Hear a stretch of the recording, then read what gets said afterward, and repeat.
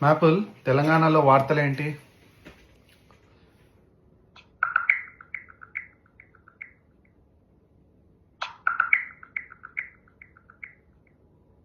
తెలంగాణలో తాజా వార్తల ప్రకారం హైదరాబాద్ శ్రీశైలం రహదారికి కేంద్రం గ్రీన్ సిగ్నల్ ఇచ్చింది.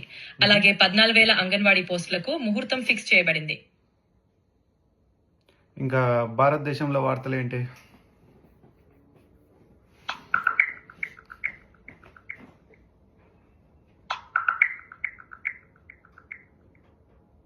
భారతదేశంలో తాజా వార్తల ప్రకారం వాణిజ్య మంత్రి పీయూష్ గోయల్ ప్రస్తుతం యుఎస్ లో ఉన్నారు. ప్రధానమంత్రి మోడీ మరియు డొనాల్డ్ ట్రంప్ సమావేశంలో ప్రకటించిన ద్వైపాక్షిక వాణిజ్య ఒప్పందంపై చర్చలు జరుపుతున్నారు.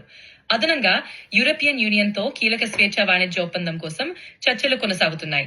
టెక్నాలజీ విషయానికి అమెజాన్ వెబ్ సర్వీసెస్ మహారాష్ట్రలో సుమారు $8.2 బిలియన్